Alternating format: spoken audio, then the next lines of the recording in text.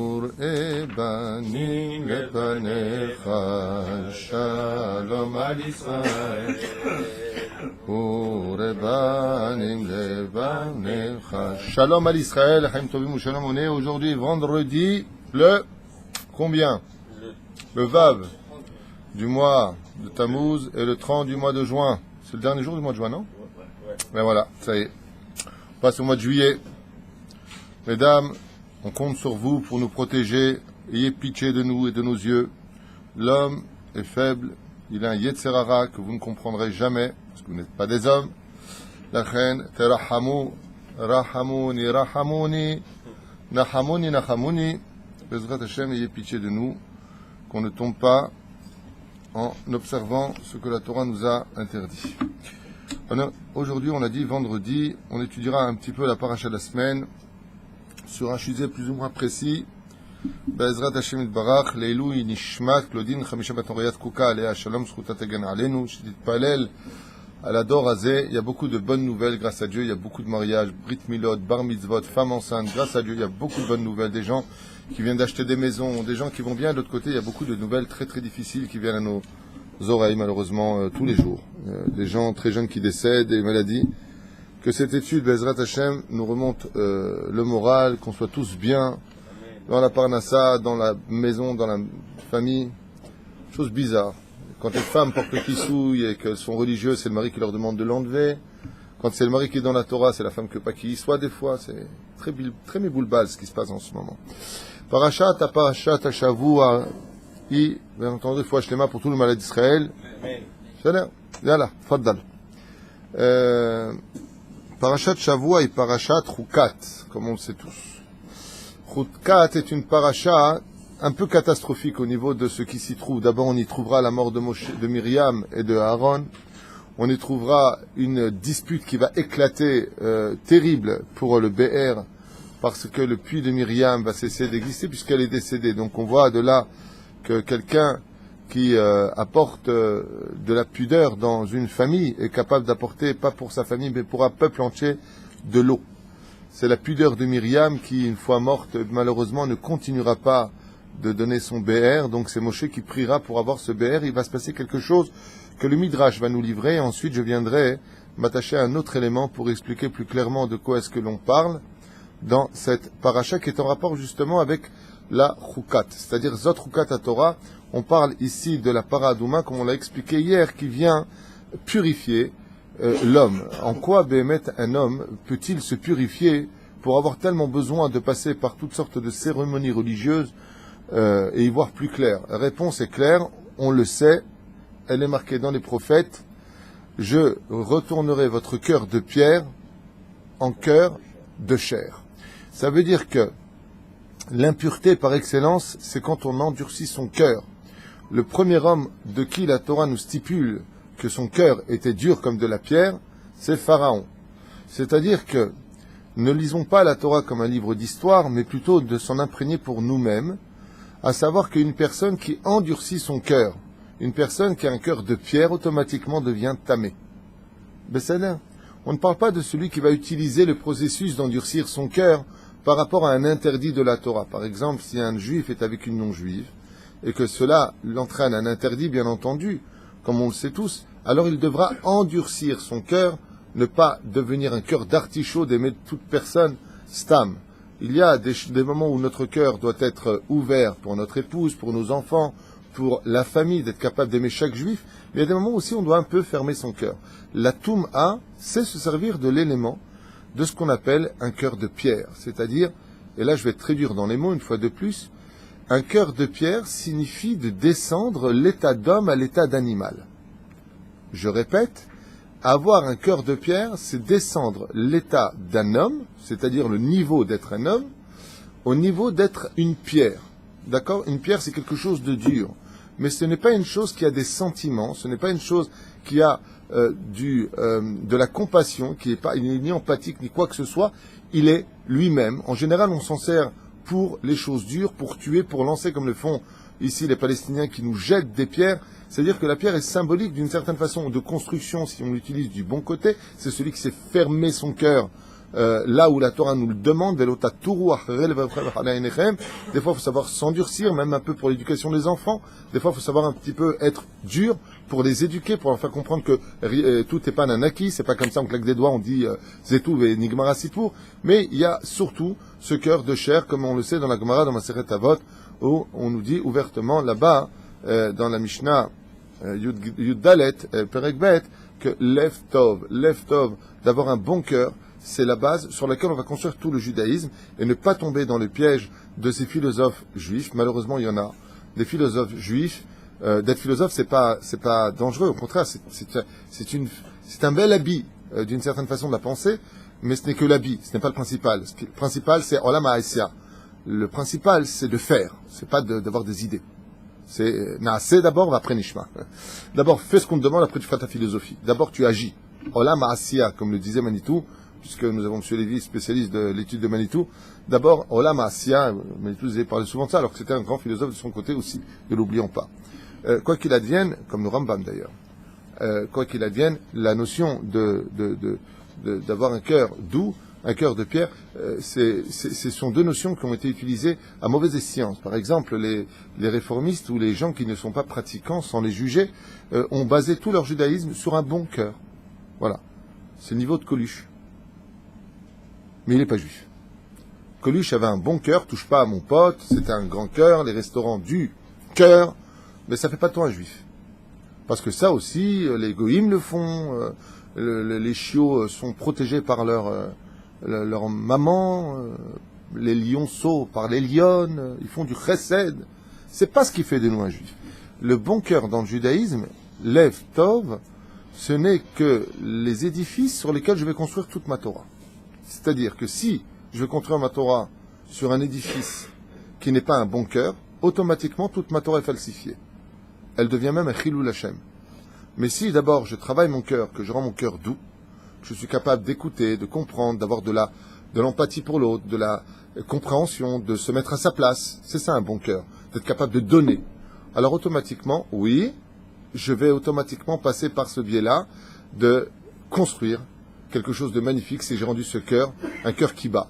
Et pourquoi Dieu a fait en sorte que notre poumon ne bat pas, il n'y a pas un poumon qui bat, pourtant, je vous rappelle que les poumons artificiels sont obligés de battre. Ils descendent et ils montent. Pourquoi le seul membre que nous ayons dans le corps humain, c'est le cœur qui, lui, par contre, pac. Pourquoi lui bouge, ce cœur? Au sage, j'expliquais que le Créateur du monde nous a fait comprendre qu'une pierre, elle ne peut pas battre. Une pierre, elle est solide. Une pierre, elle ne peut pas s'exprimer. Elle est fermée. Il est intériorisé par de la pierre d'elle-même. Elle est elle-même. C'est d'ailleurs, une fois de plus, je sais que j'en parle beaucoup en ce moment, mais je suis en pleine étude, c'est d'Afka justement le cœur du pervers narcissique. C'est un cœur de pierre. Tu peux pleurer, tu peux... Il n'y a pas. Tu parles avec un cœur de pierre. Donc toute sa Torah en général, parce que tu peux être pervers narcissique et religieux, toute cette Torah-là en général est falsifiée. Ça veut dire elle tient sur des bases comme une pierre. Elle n'est pas dans la terre.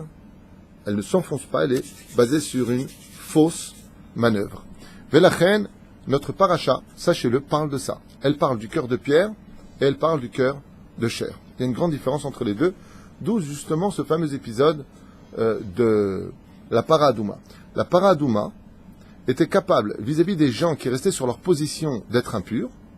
Donc il faut être un cœur de pierre, comme le dit le prophète Eliaou, et non pas moi, comme ça dit le prophète Eliaou. Jusqu'à quand allez-vous jouer sur les deux plateaux, patati patata? Changez votre cœur et il y a un cœur qui bat dans votre poitrine, Nachon, et pas comme ces gens qui sont extrêmement durs dans leur vision des choses, dans leur vie, qu'on doit constamment comprendre eux, et qui comprennent jamais les autres. Je dis d'ailleurs souvent en plaisantant que ces gens-là ne mourront jamais d'une crise cardiaque, et pour la simple et bonne raison, c'est qu'ils n'ont pas de cœur. Velachen, bah oui, si t'as pas de cœur, je peux pas mourir d'une crise cardiaque. Velachen, d'ici à Tadishmaya, cette paracha nous parle justement de la Paradouma, qui avait non seulement cette force extraordinaire de rendre la personne qui était comme une pierre, qui est comme une pierre dans la vie, qui est celui qui a un cœur qui ne bat plus, le mort, Tumat Met. Ce qui fait que le fait d'être en contact avec un mort, eh bien, quelque part, travailler sur nous ce côté d'être nous-mêmes un peu comme des morts, et donc cette impureté venait en parallèle de ce personnage qui, étant vivant, se comportait comme un mort. Un mort, quand tu pleures, réveille-toi, je peux pas vivre sans toi, il bouge pas, il est pas avec toi, parce qu'il est mort. Et il arrive des fois que le cœur de l'homme, même s'il bat sur le domaine technique, eh bien s'arrête de battre sur le domaine des sentiments, sur le domaine de l'empathie, sur le domaine de la société, de la famille, des enfants, du conjoint. Il arrive que cette impureté soit en l'homme, et Kalvachomer aujourd'hui, la paradouma, non seulement elle nous rendait purs de cela, mais elle rendait un cœur de chair à l'homme. Ce qui fait qu'une fois qu'on avait été aspergé de la paradouma, on était tous capables d'un coup, de se comprendre, de s'aimer, de se kiffer, d'étudier, de se parler doucement, d'avoir de l'amour l'un pour l'autre, mais de façon naturelle, grâce à la paradouma. C'est là. Et pourquoi Dafka grâce à la paradouma? Qu'est-ce que je vous ai dit tout à l'heure? La force d'un cœur qui est dur, c'est de descendre au niveau de l'homme, au niveau de l'animal. Et donc ce sera l'animal qui viendra, elle, par contre, donner pureté, mais une fois qu'elle est rendue en cendre. C'est-à-dire, on demande à l'homme, tout simplement, de brûler ce Yetzerara qui est à l'intérieur de lui, et de devenir doux, de devenir pur. C'est la paradouma. Une fois qu'on est passé par cet épisode, tac, on tombe maintenant sur ce fameux rocher. Et rocher, c'est une pierre. Voilà. On part d'une pierre. Et cette pierre ne va pas libérer de l'eau. L'eau, c'est la vie. L'eau s'infiltre partout. C'est-à-dire que nous avons l'antithèse au niveau psychologique de cette notion d'être une pierre qui ne veut pas libérer de l'eau. Alors, qu'est-ce qu'on fait dans un cas pareil? On va lui parler. C'est ce que demande Hachem. Parle au cœur. Mais ça ne le fait pas. Pourquoi? De plus, on parle de Moshe Rabbeinu. Moshe Rabbeinu va tout perdre avec ça. Vous ne rentrerez pas en Israël. Vous n'avez pas cru en moi. Ici, vous avez un Mousser Eskel très fort. C'est-à-dire que, en ce qui concerne les enfants d'Israël, la Torah va être très sévère avec Moshe, lui disant, vous n'avez pas cru en moi. Moshe Aaron, vous n'avez pas cru en moi. En quoi?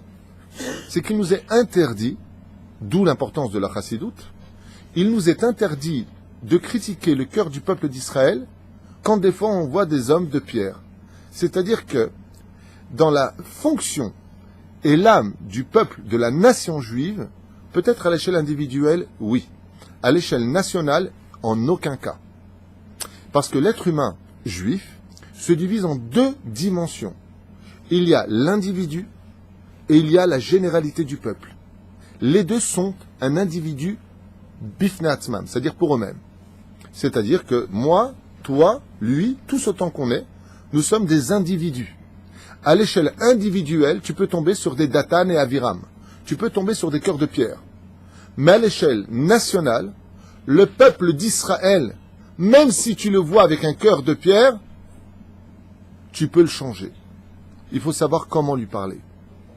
Ne viens jamais critiquer la nation d'Israël. Déjà le prêtre, non. Comme on le dit d'ailleurs, ne critique pas ni l'un ni l'autre. Mais céder ou se disputer et de trouver, bien entendu, les défauts pour réparer l'autre, c'est le but, essence, même de notre judaïsme. Chez Nehemar, Ochiach tochiach et amitecha velo tisa alav chet. Ochiach tochiach, c'était un petit peu la mitzvah que j'ai osé prendre hier sur moi, de dire stop, faut qu'on arrête un peu nos bêtises avec tout ce qui se passe dans le monde. Stop, avec le lobby juif et tout ce qu'on a discuté. Mais c'était pas méchant. Le but, c'était simplement de dire, Bémet, stop. Et grâce à Dieu, je vois que le message est bien passé, parce que j'ai reçu que des dizaines et des dizaines et des dizaines, il y en aura peut-être plus que cela encore hier, entre mon épouse qui perçoit tous les messages et moi-même. Tout le monde vraiment m'a encouragé dans ce domaine. On avait besoin d'entendre, à part bien entendu une personne qui m'a envoyé un message me disant que j'étais très orgueilleux et pour qui je me prenais parce que j'avais beaucoup de savoir, patati patata. Mais non, il fallait. Il y a toujours la chel bena, hein. Il faut toujours de l'ombre pour kiffer la lumière. Donc ça ne me dérange pas du tout et chacun a le droit de penser que je suis ce que je suis ou que je ne suis pas. Cela ne me dérange pas tant que c'est mon honneur qui est mis en jeu. Mais si c'est l'honneur d'Hachem qui est mis en jeu, là, par contre, je ne me tairai pas. Velachen, le domaine dans lequel nous allons plonger, au niveau d'abord du Midrash, ensuite nous reviendrons plus clairement sur ce que nous avons dit au préalable, cette notion du cœur de pierre et du cœur de chair. Le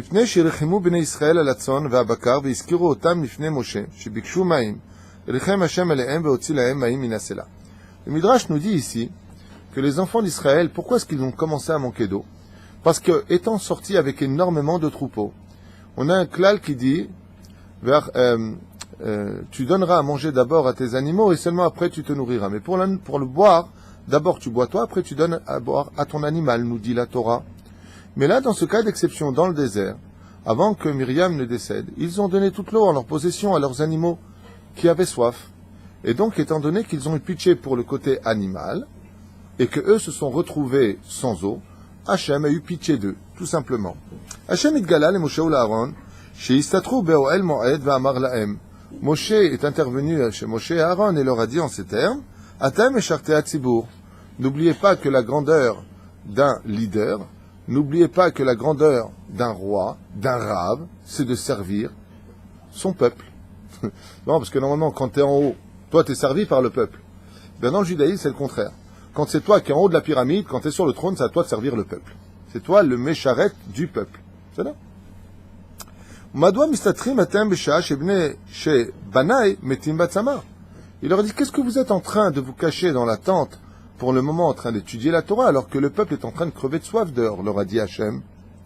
Ana Moshe Hachem, Hachem Elokai. Moshe a répondu à Dieu. Pochadim anachnu me'a'am. Nous avons peur de nous confronter à ce peuple. Pourquoi? Parce que Moshe Rabbeinu a déjà eu affaire dans toutes ces stations plusieurs fois au peuple d'Israël. Et juste avant, qu'est-ce qu'on dit, le peuple d'Israël, dans la paracha des Meraglim, on était mis en Égypte, c'est un pays où s'écoulait le lait et le miel.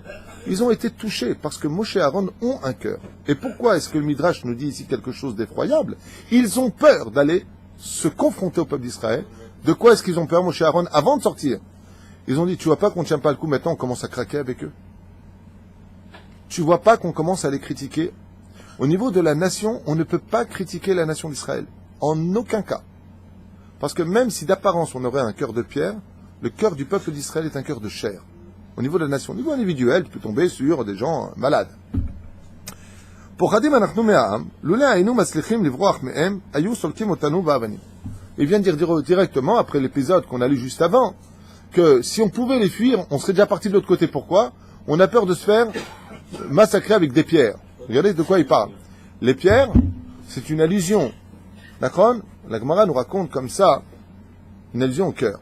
La Gemara nous raconte comme ça qu'un jour un Kouti est venu au Beth Amikdash, et un Kouti, c'est-à-dire un réformiste de la Torah de cette époque, à l'époque des Tanaïm, à l'époque du Beth Amikdash.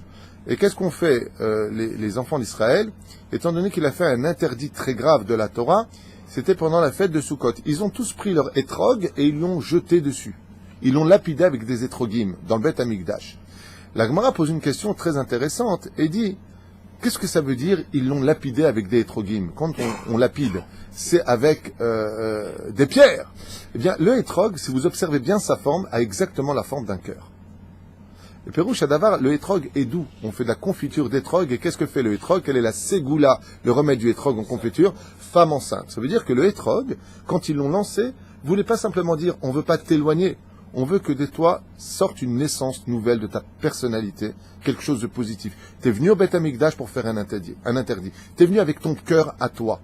Il serait temps que tu aies le cœur de la mitzvah dans ton cœur. C'est-à-dire que ton cœur batte par rapport au raisonnement que Dieu attend de toi et non pas de ce que toi tu as fabriqué dans ton éducation, parce que tu as souffert, parce que tu n'es pas d'accord, parce que je sais pas quoi. Il serait temps que tu changes cette vision des choses.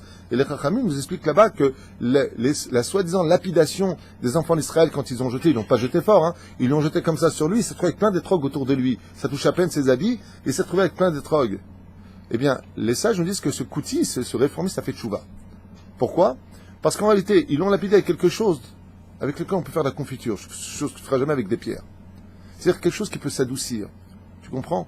Donc là, les enfants d'Israël, ils ont un peu peur. Moshe et Aaron, ils ont peur de... Écoutez bien les mots, c'est dur à entendre. Moshe et Aaron, et on verra qu'ils ont eu raison, ont eu peur de ne plus avoir la patience nécessaire pour continuer à rendre ce cœur difficile, ce cœur exigeant, ce cœur insatisfait. Ouais? À cause de quoi? À cause de l'impureté. Plus une personne est impure, et plus la personne reflètera sur l'autre tous ses défauts. On dit en français, juger l'autre d'après lui-même. En général, la devise des gens qui ont un cœur dur reflète tout ce qu'ils sont, ils vont le reprocher complètement à l'autre. C'est un miroir. C'est curieux d'entendre une chose pareille, parce qu'une pierre, c'est pas un miroir. Mais au niveau psychologique, sans faire un cours sur la psychologie, mais en général, ces gens-là, les gens qui sont durs, vont t'insulter, vont te détruire de ce qu'ils sont eux. Et comme ils se détestent parce qu'à l'intérieur il y a quelque chose qui brille, ça s'appelle l'étincelle juive, eh bien ils vont souffrir de cela et étouffer encore plus cette étincelle intérieure parce qu'ils auront peur de s'affronter eux-mêmes. Donc ils trouveront les défauts chez l'autre. Et jeter la pierre à l'autre signifie jeter son cœur, son dévolu, ses médiocrités sur l'autre. Mais c'est là. Ka'as Hashem al Moshe ve'amar, Akadosh Baruch Hu s'est mis en colère contre Moshe, il lui a dit, Ad matai tedaber ra'ot alami. Qu'est-ce qu'il lui a dit Moshe? Le Midrash nous dit quelque chose d'essentiel ici, vous allez comprendre. Il lui dit, jusqu'à quand tu vas te mettre en colère contre mon peuple? Jusqu'à quand tu vas parler du mal de mon peuple?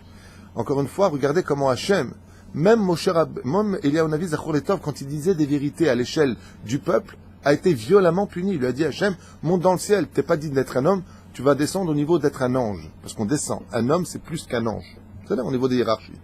L'homme vient du monde de la Beria, les anges viennent du monde de la Yetzira. C'est juste en dessous. Velachen, kvar amarti lepa'am, od me'at uskaluni. Vehem lo nega'u becha lera. N'est-ce pas toi qui as dit, ils vont bientôt me lapider? Et Hachem lui répond quelque chose d'incroyable. C'est incroyable. Combien il est bon de s'arrêter quand on étudie la Torah et de ne pas lire comme ça. Non, non, non. Une fois, je demandais à Yitzhak, il m'a dit, ouais, je l'ai lu. Non, non, non, non. Faut jamais dire je l'ai lu. Mon cher et tendre ami, il faut toujours dire je l'ai vécu. Il faut s'arrêter et vivre. Regarde ce qu'il dit ici. Hachem lui dit, tu dis constamment, ils vont presque me lapider. Hachem lui dit quelque chose j'y mets même pas d'incroyable, d'effroyable. Tu peux me donner une seule fois où on t'a acheté une pierre? Waouh! Regardez la différence. Presque, ils ont pris, ils ont fait le faire. Dieu lui dit, mais est-ce qu'ils l'ont fait? Zéam Israël. Les apparences, au niveau de notre nation, peuvent paraître être mauvaises. Ah bah le tachles. Est-ce qu'en France ou ailleurs on a acheté des pierres? Est-ce qu'en France ou ailleurs on a fait la guerre au pays dans lequel on était? Est-ce qu'on a déclaré que c'était notre pays? Est-ce que tachles on a fait du mal? Nulle part. Nulle part. Le peuple d'Israël, Kadosh. Zéperouche d'Ava. Alors ici il fait un... Non. Là, Moshe Rabbeinu, pour la première fois, le Midrash nous dit pour l'histoire, justement, il a senti le coup avec l'histoire du Sela. Le Sela, de sortir du mot Maïm, Mi-Maïm, même Yud. On va expliquer que la lettre intérieure, ouais, même Yud, c'est la lettre du mot Sela. Le Sela, c'est quelque chose qui est midatadin en général, mais qui protège l'homme. On se protège derrière. C'est un sujet que je ne veux pas développer maintenant, parce que ce serait compliqué là. Ce que je viens de dire en français, c'est midatadin qui protège l'homme. C'est bizarre. Pourquoi? Parce que celui qui a appelé Sela, c'est Dieu. D'accord? Qui a appelé un rocher protecteur. C'est qu'en réalité, la midatadin d'Hachem, quand il connaît la valeur du peuple d'Israël, elle devient un rocher. Tout qu'on peut se cacher derrière ce rocher. C'est qu'en réalité, des réalités, si on veut rentrer dans le domaine des âmes supérieures, c'est des fois notre dureté en tant que peuple qui fait justement notre protection de ne pas s'assimiler. Aval, c'est un sujet pour lui-même que je ne veux pas développer du tout. Maintenant, parce que c'est hors service. L'Herzel, Am, Ata, Aaron, Achicha, Geshu, Im, Kol, Am, El, Slaim, le Daber, Ahad, Aslaim, Veotzi, Lachem, Maïm, et Asela. Donc Dieu lui dit, va vers les rochers et parle aux rochers pour leur sortir de l'eau. יצאו משה ואהרון אל העם וביקשו מהם לבוא איתם אל הסלעים שביניהם הסתתרה בעירה של מרים, puisque le beurre de Myriam s'était caché parmi eux. Hachem, c'est marqué dans un autre midrash, il a dit tape ce rocher-là. Et Moshe et Aaron vont hésiter à le faire. Pourquoi? Parce que, il y avait deux rochers, ouais, peut-être, je sais pas, mais ce qui est sûr, c'est que Moshe et Aaron ont hésité. Pourquoi? Le midrash nous dit parce qu'ils se sont dit que s'ils allaient taper le rocher précis directement, ils auraient pu dire ouais c'est un coup monté. Ça veut dire il a préparé ce rocher d'avoir un tuyau là-dessous, c'est du tmanique, c'est pas un miracle. Donc qu'est-ce qu'il a fait? Il a préféré dire au peuple dites-nous vous quel rocher vous voulez qu'on tape, qu'on parle. Shalom bnei Israël et Moshe. Madoua mevakesh ata shena'amod leyad sela ze dafka. Voilà, c'est Midrash qui le dit ici. Pourquoi tu veux qu'on vienne mettre ce rocher-là dafka? Ah, c'est pas un miracle de Dieu, c'est vous, vous avez préparé une tuyauterie pendant la nuit qu'on dormait. Admata et titlonenu. Moshe, il commence à péter les plombs. Jusqu'à quand vous allez continuer à vous plaindre? Shal Moshe et Am. En davar shemotzechen beinechem. Vous n'êtes jamais content de rien. היש בעולם עם שהתלונן כל כך הרבה פעמים נגד בוראו כמו שאתם מתלוננים? Avec tout ce que Dieu vous donne, vous savez pas dire un peu merci Toda Lael? Toujours ce qui va pas, toujours ce qui manque, dit Moshe dans le Midrash. Akadosh Baruch Hu iftiach leotzi lachem maim. Dieu vous a promis. Dieu vous a promis de vous donner une terre de lait et de miel. Jusqu'à quand vous allez vous plaindre de cette terre? Jusqu'à quand vous allez vous plaindre de vos femmes, de vos maris? Jusqu'à quand vous allez vous plaindre de votre travail? Jusqu'à quand vous allez vous plaindre de la voiture qui n'est pas assez bien, ou le truc qui n'est pas assez bien, ou le truc qui n'est pas assez ceci? Jusqu'à quand? Mais à cela, val eni yodea, mais cela yetsu lachem maim. Il dit, ok, vous voulez pas ce rocher-là? Vous voulez lequel? Allez. Il dit, celui-là. Il dit, non, non, non, pas celui-là, celui-là. Non, non, il y a là-bas, là, au fond, là-bas, viens. Montre-nous que c'est là-bas qui va sortir. Shalom ben Israël et Moshe. Allo navi ata. On manik shelanu ata. Il dit, hey, tu crois que tu vas nous avoir? On sait que tu es un grand prophète. Donc, un prophète, il peut savoir dans quel rocher il y a déjà de l'eau en dessous. Qu'est-ce que vous voulez, les enfants d'Israël? Tester qui? Non. Non. Alors, je vais expliquer quelque chose de fondamental. Pourquoi Hachem s'en est pris à Moshe Aaron alors que Tachlès, au niveau psychologique, ils ont raison ici? C'est que les enfants d'Israël, après avoir été très maladroits dans le fait de parler du mal d'Israël en disant c'est un pays où l'éducation est très dure, faites attention pour la Parnassa, vous restez en France, aux États-Unis, vous inquiétez pas, on n'a pas besoin de monter. Ils ont eu ce langage. Ils ont voulu voir si Hachem était encore avec eux. Ça veut dire qu'ils ont eu peur que Moshe Aaron trafique un petit peu en disant vous inquiétez pas, Dieu est toujours avec vous, mais ils ont voulu une preuve d'Hachem. Et bizarrement, on voit que celui qui a manqué d'Emouna sur ce coup, c'est Moshe Aaron dans la Torah. Parce que le peuple d'Israël, en réalité, ce qu'il veut, c'est jouer papa, t'es toujours avec nous? On peut avoir une vraie preuve. Non, non, pas ce rocher. Viens, on va là-bas. Ils ont besoin d'une certitude, mais en réalité, c'était pas une plainte. Ce que je vous ai dit au niveau du... Ça paraît être un cœur de pierre au niveau national, mais pas du tout. Ils ont besoin d'une garantie que Hachem, on a dit du mal, on a fait des bêtises, tu nous as condamnés à mourir dans le désert, mais d'accord, mais t'es toujours avec nous? C'est une maladresse. Le peuple d'Israël ne fait pas de péché en tant que peuple. Il a des maladresses, mais ce n'est pas des péchés. Le tachlès, ce n'est pas des péchés. Et la paracha en parle. Regardez la suite. Prophète, tu parles avec Dieu panim el panim. Tu ne sais pas à quel rocher va sortir de l'eau. Est-ce que Dieu veut vraiment nous faire un miracle? Vous voyez? C'est ça ce qu'il dit. Les enfants d'Israël, ils ont dit, est-ce que Hachem est toujours avec nous parce qu'on a déliré avant? Hachem, il ne nous a pas laissé tomber. El Rahum Vechanoun. Le peuple d'Israël, c'est pas qu'il demande des garanties. C'est qu'en réalité, dans cette histoire, ils ont eu honte d'avoir fait ce qu'ils ont fait. Mais c'est mal compris. Yochim metzet maim mikol sela. Ve'im mechapes ata sela mesuyam siman shezocher ata sela shenoten maim. Od me'ayamim shebaim hayta tzon bamidbar.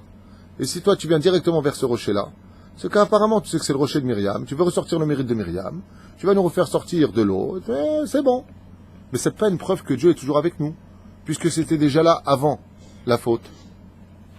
Kasalem Moshe vetzak, shotim shekemotchem. Moshe s'est mis en colère et leur a dit, imbécile que vous êtes. Ad matai titlonnu, arrêtez de vous plaindre. Je vous rappelle que tout celui qui a des ir-urim sur le Rav finit par avoir des ir-urim sur le Créateur. Tout celui qui critique son Rav finira par critiquer le Créateur lui-même. Sheneemar vayaminu bashem uv Moshe avdo. Berov kaaso shachach Moshe tzav Hashem. Et malheureusement, Moshe va commettre une erreur fatale. Il va se mettre en colère.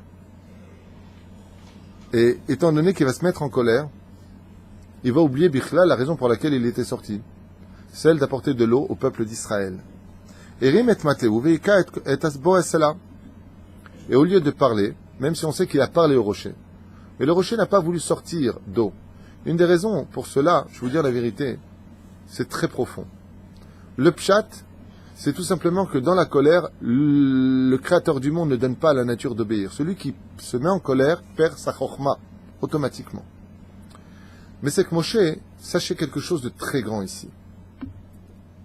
Moshe Rabbeinu alav shalom, quand il a entendu ce que disaient les enfants d'Israël à le mettre constamment à l'épreuve, il a eu honte. Il a eu honte des enfants d'Israël et il a eu honte de lui. Il a dit, mince, on s'est mis dans le pétrin. C'est que votre cœur ressemble à ce rocher. Vous avez un cœur de pierre. Et Moshe a fait un calcul. Il a dit, je suis prêt à tout perdre pour vous. Parce que si maintenant je parle au rocher, et que le rocher me sort de l'eau, ça veut dire que la pierre elle-même est capable de m'obéir sans aucune restriction. Alors Moshe s'est mis en colère pour faire une défaillance dans sa parole. Parce que si le rocher avait sorti de l'eau en écoutant le rabbin,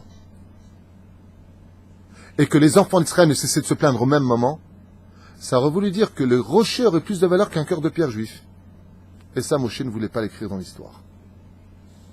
Velachem, Moshe a fait une défaillance.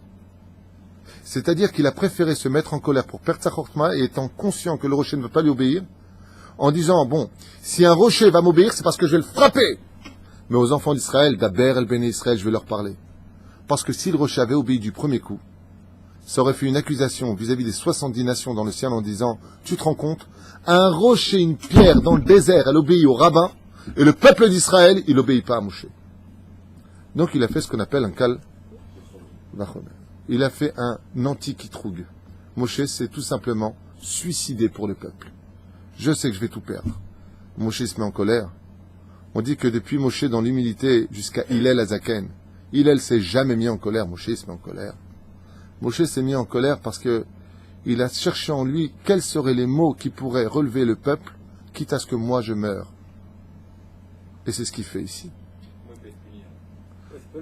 Parce que, tu sais, quand un homme jeûne le Shabbat parce qu'il a rêvé que ses dents tombaient, il devrait aussi jeûner le Yom Rishon parce qu'il a quand même jeûné Shabbat. C'est-à-dire qu'il arrive souvent que quand on fait quelque chose au nom d'une mitzvah, et que cette mitzvah est entachée d'un péché, comme par exemple se mettre en colère, alors malgré tout, il y a un prix à payer. C'est non. Peut-être qu'il a un peu quand même manque de confiance sur le peuple juif. C'est pour ça que Akadosh Baruch Hu, il en colère après lui. Parce que si tu avais confiance sur le peuple... Alors dans ce cas-là, on ne dirait pas de lui qu'il est le plus néhéman de tous les bergers d'Hachem. Oui, Akadosh Baruch Hu, il est néhéman. Je ne sais pas, il avait confiance. Non. Si c'était le cas, je te réponds, on ne dirait pas le verset Torah Tzivalanu Moshe Moracha Kiryat Yaakov. Les Parchalim ont écrit sur ce que tu viens de dire, qu'ils ont refusé d'étudier ces versets-là de peur de trouver des critiques sur Moshe Rabbeinu.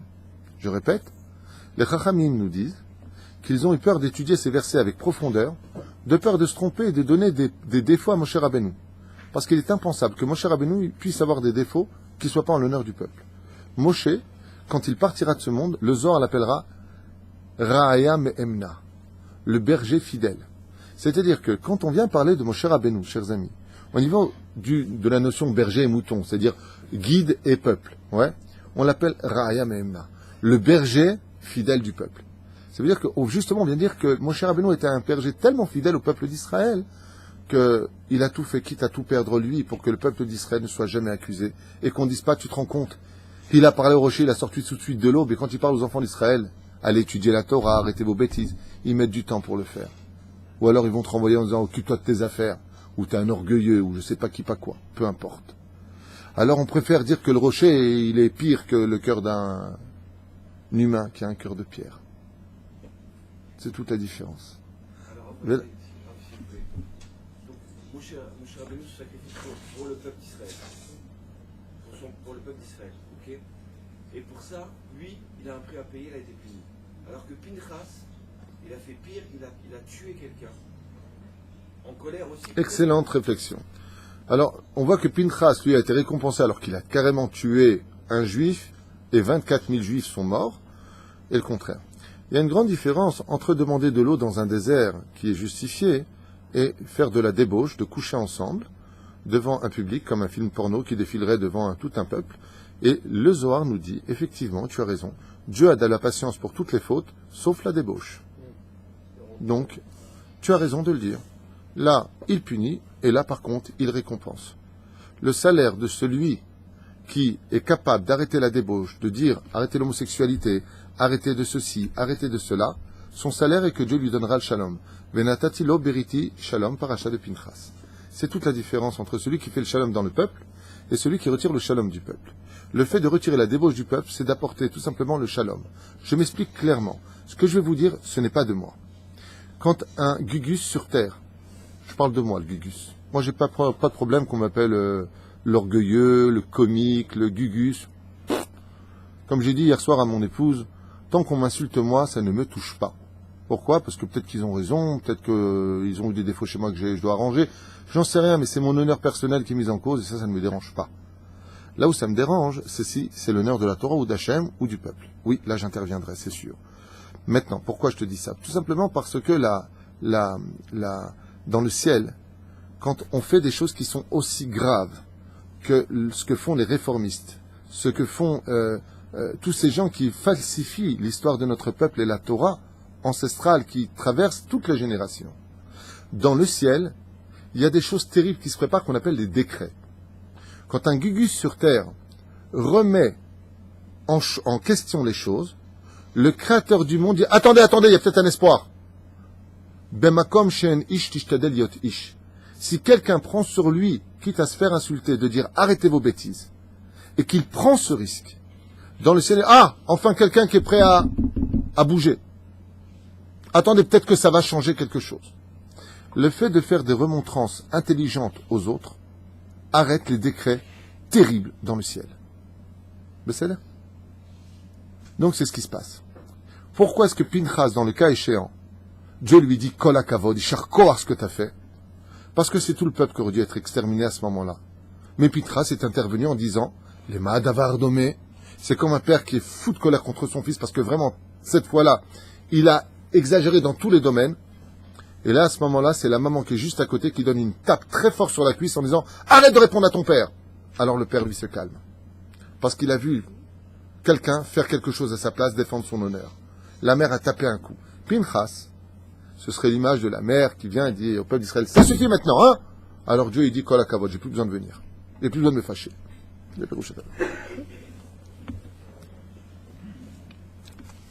Kama tipot maim. גר בו משה בסלע וצעק, האם מעט טיפות יספיקו לכל העם? הוסיף משה להכות את הסלע. Et Moshe s'est mis à frapper violemment, avec son bâton, le rocher. Ulpeta yatsa mitocham dam. Et qu'est-ce qui est sorti de là-bas? Du sang. Pourquoi non de l'eau est sorti au début, mais du sang est sorti? C'était un remède, parce que le cœur ne sort jamais d'eau de lui. Le cœur, quand tu le transperces, il sort du sang. C'est ce que je viens de vous expliquer ici.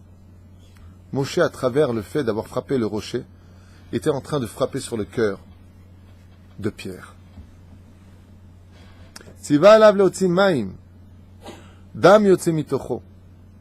Les Chachamim nous apprennent ici quelque chose phénoménal, chers amis, quelque chose matok kadvash. D'être capable de faire sortir d'un rocher de l'eau, c'est quoi l'eau? En maïm et la Torah. L'eau, c'est la Torah. C'est quoi le rocher, l'allusion? C'est le cœur de l'homme, qui est un cœur qui est dur et orgueilleux. De là, il y a un remède qui est fait. Que celui qui, bisiata d'Ishmaïa, veut transverser son cœur de pierre et faire sortir de lui de la douceur, devra étudier beaucoup de Torah. Alors ça contredit ce qu'on a dit. Tout à l'heure, on a dit que la base, c'est le bon cœur. Sur le bon cœur, on construit la Torah. Mais si on est né parce que des défaillances d'éducation, père qui n'était pas là, mère égoïste qui passait sa carrière avant ses enfants, ou toutes sortes de bêtises qui vont détruire la psychologie des enfants, et c'est pour ça que cette génération fait peur. La génération de nos enfants font très très peur parce que les parents sont problématiques. Parce que les parents ont commis que des erreurs. Alors ça fait des enfants qui aujourd'hui sont complètement perdus psychologiquement. La jeunesse fait peur, tout le monde vous le dira. La jeunesse se veut indépendante très jeune. L'alcool, les cigarettes, les filles, n'importe quoi. On est rentré dans le n'importe quoi. La vraie raison des parents, c'est pas de dire elle fait peur cette génération. Qu'est-ce que tu veux faire? C'est la nouvelle génération.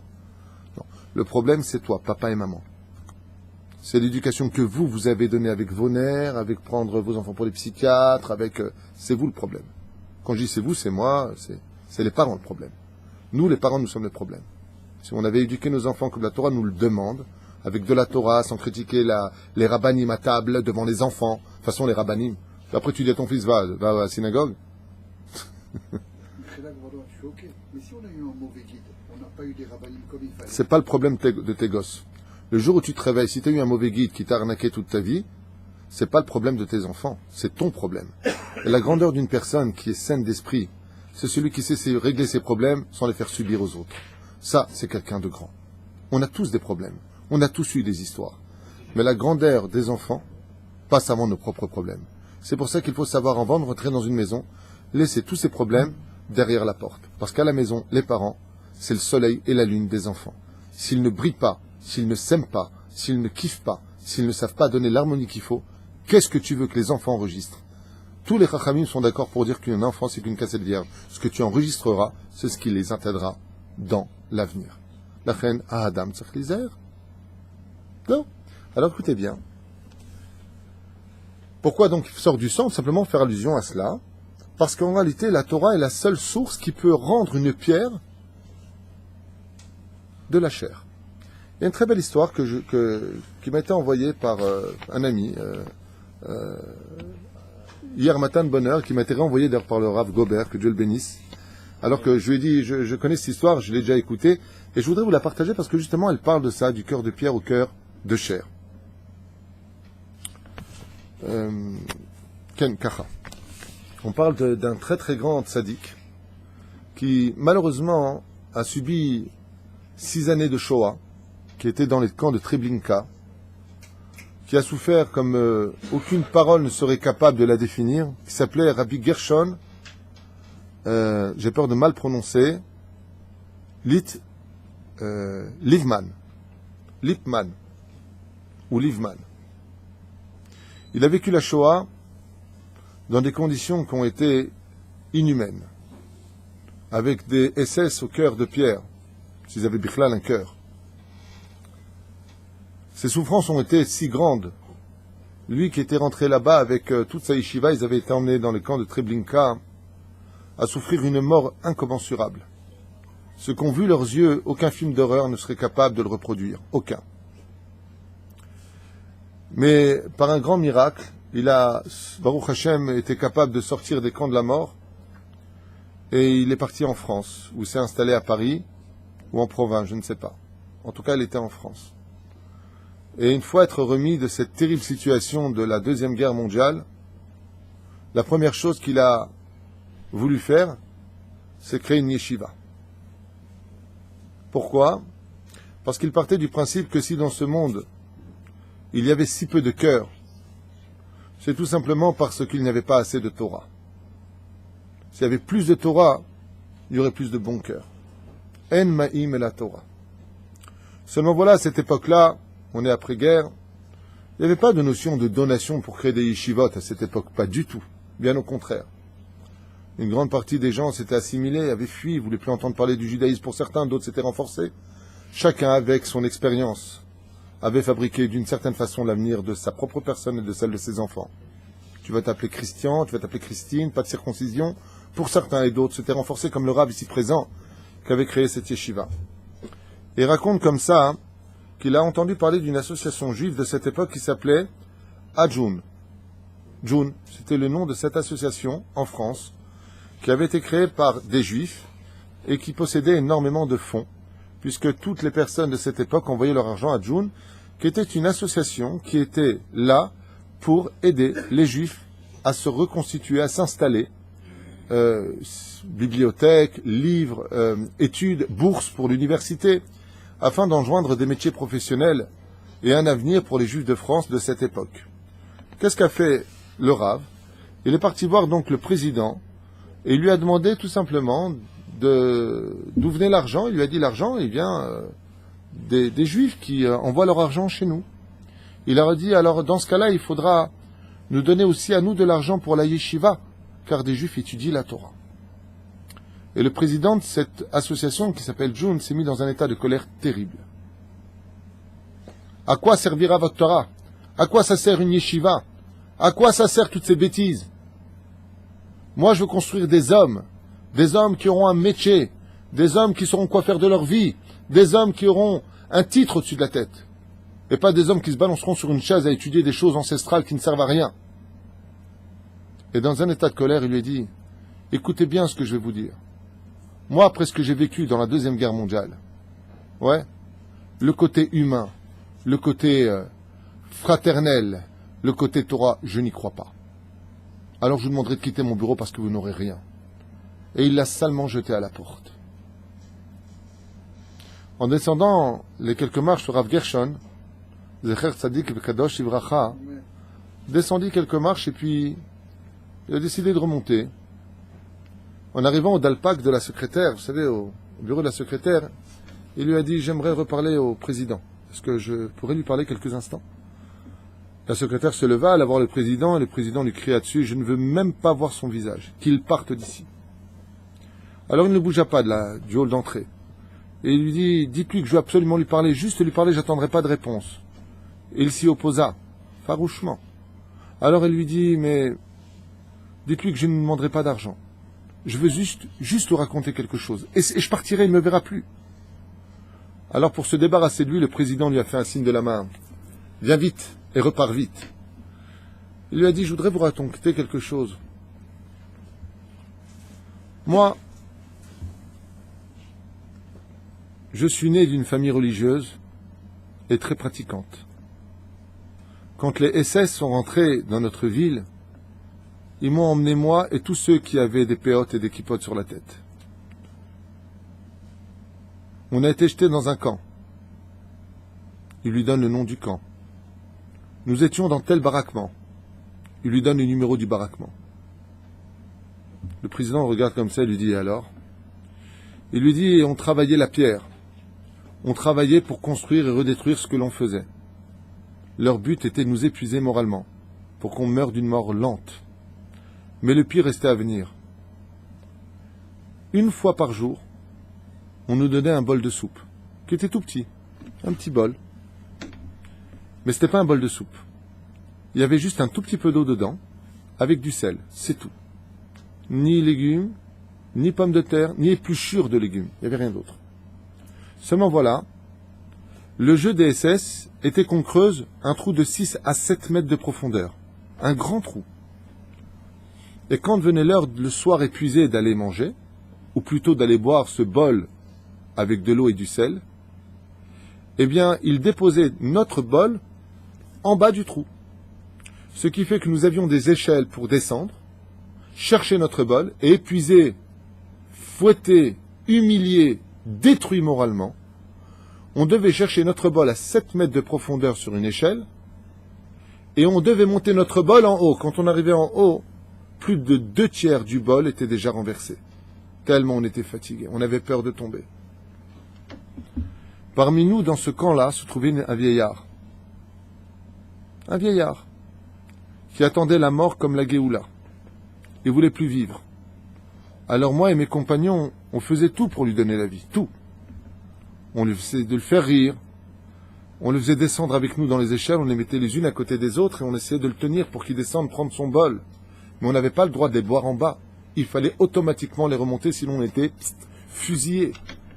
Alors, les SS se moquaient de nous. Et ce vieillard avait réussi à monter quelques fois son bol pour le boire et restait encore un peu en vie. Jusqu'au moment où il décida d'arrêter de descendre, même si on l'aidait, car il voulait vraiment mourir. À ce moment-là, se trouvait un jeune homme parmi nous. Et lui, avec une force incroyable, quelqu'un qui avait une volonté exceptionnelle et vraiment incroyable, exemplaire, avait réussi non seulement à descendre, mais il était remonté avec 2 bols dans les mains. C'est-à-dire qu'il a réussi à monter 6 à 7 mètres sur une échelle, sans ses mains, puisqu'il tenait ces 2 bols, et sans presque renverser ne serait-ce qu'une seule goutte. Quand j'ai vu ce jeune homme en face de moi, je lui ai dit « Kol hakavod, t'es exceptionnel, tu es quelqu'un de fort. Donne un bol avant qu'il meure. » Et il m'a répondu d'une voix sèche « Ces bols sont les miens, j'ai été les chercher, s'il en veut, il a qu'à y aller. » Et il les a bu devant lui. 2 heures plus tard, ce vieillard est mort. C'est tout ce que j'avais à vous dire. À ce moment-là, le président avait des rideaux de larmes qui coulaient. Il lui a dit jusqu'à aujourd'hui, je ne sais pas comment réparer cela. Le président lui a dit, ce jeune homme dont vous parlez avec ces 2 bols, c'était moi. Il lui a répondu, le Rav, si vous aviez étudié la Torah, si vous aviez eu un cœur de chair, vous lui aurez donné le 2e bol. Et aujourd'hui, il serait avec nous à Paris. Avec nous, il serait aujourd'hui présent. Il a sorti son chèque, il leur a dit, pour la Torah que je n'ai pas étudiée, pour l'eau qui n'est pas sortie de mon rocher, voici des chèques Et sachez que votre yeshiva sera subventionné par notre association tous les mois. C'est pour Amiti Shaya. Maïm Torah, c'est l'eau de la Torah qu'on doit faire jaillir. C'est-à-dire que même si tu n'es pas d'accord avec ça, ce principe, il faut que tu aies une Torah en toi. Pour que ton cœur de pierre puisse sortir quelque chose avant qu'on te le frappe, ce cœur de pierre. N'attends pas qu'on vienne frapper ta dureté pour devenir enfin sensible. Sachez, chers amis, que les épreuves de l'homme viennent chez nous par rapport à cela. Ou pour endurcir l'homme, ou pour rendre le cœur de l'homme plus doux. Car ce qui ne tue pas renforce.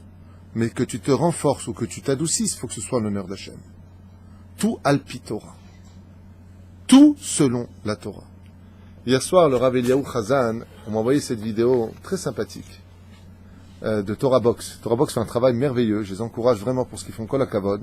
Vraiment. Bémet, je suis fier d'eux. En plus de ça, ils font des vidéos sympathiques qui donnent le sourire à beaucoup de gens. Et on m'a envoyé cette vidéo. Alors je vous raconterai cette histoire parce qu'elle est un petit peu en rapport avec ce que l'on raconte. Vous avez vu cette vidéo sur David et Sarah? Oh, il y a une vidéo comme ça qui est passée hier soir. Je l'ai regardée à 2h du matin.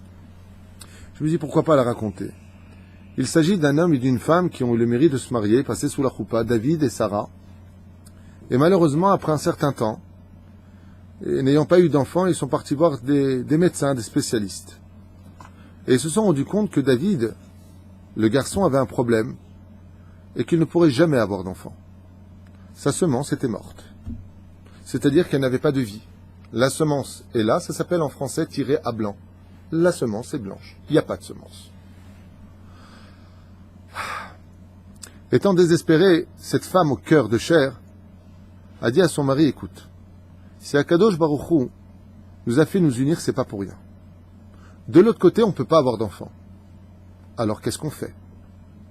David lui a dit justement, adopter, qu'est-ce que tu en penses? Au moment même où il parle de l'adoption, cette femme avait, Mina Shamaim, amené de chez elle un document, un feuillet, qui parlait de ce qui se passait en Chine, où tous les Chinois, vous savez qu'ils étaient limités pour avoir des enfants, eh bien, ils jetaient leurs filles dans les ruisseaux. C'est une histoire réelle que tout le monde connaît. Étant limités dans la production des enfants, ils prenaient, dès que c'était une fille, la jetaient. Il a dit, puisque nous, on n'arrive pas à avoir d'enfants, et que eux, ils tuent leurs enfants, ils les jettent. C'est pas une insulte sur les Chinois, regardez les informations, hein, parce que tu sais que mot, pour qui tu te prends pour juger? Toujours des imbéciles, mais bon, c'est pas grave, on n'a pas de temps à perdre. C'est un état de fait, c'est une actualité. Hein. Et donc, qu'est-ce qu'il fait? Lui, il décide d'appeler l'agence qui s'occupe justement de l'adoption des Chinoises, des petites filles, qu'ils convertiront au judaïsme pour les amener, Bezrat Hashem, en Israël, et leur donner une éducation, de l'amour et un foyer, puisqu'ils ne pouvaient pas avoir d'enfants. Et voilà que Mina Shamaim, alors que le dossier est en train de se mettre en application, que eux payent le dossier, comme quoi que dit Rabbi Nachman de Breslev, c'est une vraie histoire, hein, n'écoute jamais les médecins. Que Dieu repose l'âme de la belle-sœur du rabbinon, le rabbinon, vous le savez tous, c'est le mashgiach du kollel, c'est mon secrétaire, celui qui travaille avec moi. Ça, alors Anil Velo Alechem, belle-sœur a eu un petit problème, elle est rentrée à l'hôpital, elle est partie hier soir, al Bet Olama, sans aucune raison valable. La seule raison valable qu'on ait trouvée, c'est tout simplement qu'ils lui ont dit qu'elle avait une pneumonie alors qu'elle n'avait pas une pneumonie, qu'ils lui ont donné une dose de médicaments, tout simplement, qui l'a tuée. Voilà. Pensant que c'était une pneumonie. Comme dit Rabbi Nachman, si la maladie n'arrive pas à t'avoir, c'est les médecins qui te finiront. C'est pas de moi, c'est Rabbi Nachman. Hein. Mon père, pareil, il est parti de ce monde tué par les médecins. En France. Tué par les médecins. C'est les médecins même qui l'ont dit. Ils l'ont fini. Allez, médicaments, allez, médicaments, allez, médicaments, allez, médicaments, les médicaments. Et quand il dit, mon frère, pareil, j'ai eu un petit frère qui a eu le mérite de naître. Il a été tué en France à l'hôpital. Pourquoi? Le médecin s'est trompé de biberon. Ils sont trompés. Il y a un médicament dans le biberon, il y en a l'autre. Et de l'autre côté, ils font du bon travail. On n'a pas le droit de vivre dans une ville où il n'y a pas de médecin. Alors, en tout cas, eux, ils avaient un meilleur médecin. Refait Cholbassan en Flasot. Ce que disent les médecins, dit Rabbi Nachman, c'est tu l'écoutes, mais tu ne leur donnes pas de crédit. Sinon, ça va se réaliser. Et ce couple, qui était un couple au cœur de chair, et non pas au cœur de pierre, eh bien, ont décidé de ne pas donner crédit. Ils ont dit, si Dieu il veut qu'il y ait de la semence ou pas, on aura des enfants. Voilà que quand ils lancent leur projet d'adoption, la femme a du retard dans ses règles. Et là, elle n'est pas en règle. Elle attend, le temps passe, et puis voilà qu'elle fait une bdika. Et là, elle a un choc. Elle a un choc extraordinaire. Elle a un choc où elle rentre à la maison, se jette dans les bras de son mari et lui dit « Chérie, je suis enceinte. Et tu connais pas la meilleure. On a 2 enfants. Il y a 2 bébés. » Elle a tardé pour faire la bdika parce qu'elle ne s'y attendait pas. Waouh, vous savez que les programmes d'adoption prennent du temps. Et voilà qu'au 4e mois, elle apprend que non seulement elle a 2 enfants, mais c'est 2 petites filles qui arrivent. Alors à ce moment-là, Sarah se retourne vers son mari et lui dit « Tu sais, je voudrais te parler d'un sujet, quoi. J'ai jamais été maman jusqu'à aujourd'hui, on va avoir 2 enfants et on a fait une adoption pour 2 enfants. Ça fait 4 enfants. Non, autant pour moi. Ils voulaient adopter une seule petite fille chinoise. Au début 2, après c'était une. J'ai écouté qu'une seule fois à 2h du matin, donc il peut m'arriver de faire des oublis. Là, je vais déjà en avoir 2, donc en prendre une en plus dans l'adoption, c'est peut-être pas ce qu'il y a de mieux à faire. Parce que 2, c'est dur pour toi et moi, mais 3, je ne sais pas si je vais y arriver. Et en fin de compte, d'un commun accord, il rappelle l'agence et leur dit qu'il demande à annuler le dossier d'adoption. Le matin se faisant, le soir arrive, des complications arrivent dans le ventre de la femme, lo alen velo alechem, et ils vont le soir même à l'hôpital. Et là, les médecins annoncent qu'il y a un problème avec un des fœtus. Je vous fais ça en 2 mots. Ils sont obligés de retirer, de faire tomber un fœtus, c'est-à-dire un des 2 enfants, une des 2 jumelles. Et c'est ce qui se passera. Un seul restera dans le ventre et l'autre partira. Ils sont revenus à la maison et se sont dit, je crois que c'est en rapport avec le fait qu'on avait promis d'adopter une petite enfant, de la convertir, lui donner de l'amour et que maintenant Dieu nous a punis. La femme dit, écoute, moi, je m'étais fait à l'idée d'en avoir 2. Il y en a une qui est partie, Mina Shamaim, mais au moins on en a une. Rappelle l'agence et dis-leur qu'on veut toujours l'enfant. Et voilà que là-bas, étant allé sur place, le médecin de l'adoption, vous savez que pour adopter, il faut faire un dossier de santé des parents, pour voir s'il y a un problème ou pas de problème. Le médecin d'Afka de cette association d'adoption était quelqu'un de très méticuleux, et a demandé au papa, à David, d'aller faire des examens très approfondis, chose qu'en général les autres ne font pas. Et puis voilà qu'un an à l'hôpital, faire des radios, le médecin tarde un petit peu, et il rentre avec une tête un peu triste. Et il annonce comme ça qu'au niveau de la poitrine du papa, il y a une mauvaise nouvelle à lui annoncer.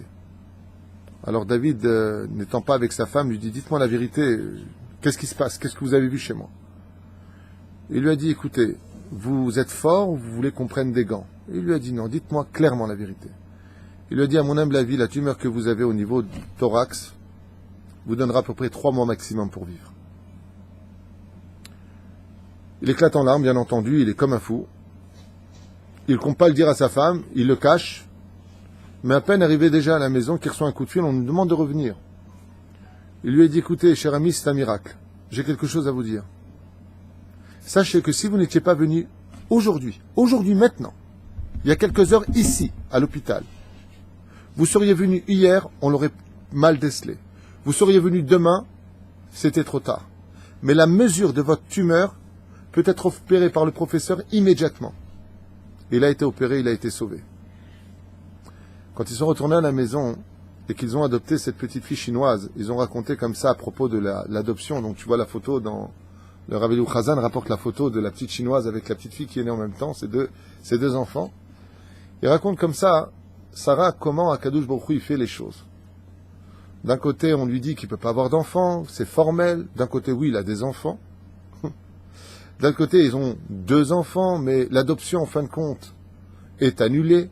et puis voilà qu'il y en a un des deux qui part, donc ils vont vers l'adoption. L'adoption exige d'aller chez le médecin est quelqu'un de méticuleux qui l'emmène à l'hôpital. Et tout ça, c'était pourquoi? Pour sauver la vie de David. Tout ça était pour sauver la vie du père, qui en réalité serait mort 3 mois plus tard s'il n'avait pas fait la mitzvah de se remettre en question et d'adopter un enfant alors qu'il l'avait dit. Baruch Omer Verosé. Ce genre de réflexion-là, pourquoi je vous raconte maintenant? Parce que pour être capable de se remettre en question, il faut avoir une base minimale psychologique, c'est un bon cœur. Celui qui est capable de se remettre en question, c'est celui qui est capable de dire Khatati. C'est celui qui est capable de dire t'as raison. C'est celui qui est capable de dire excuse-moi. Ou c'est celui qui est capable de revenir sur ses pas et de dire on avait dit qu'on ferait ça, alors il faut le faire. C'est l'histoire du rocher et de la paradouma. Des fois, il faut brûler quelque chose de notre être pour être capable de devenir pur et d'avoir justement un cœur qui soit pur. Baruch Adonai l'olam amen. Chazak, bravo.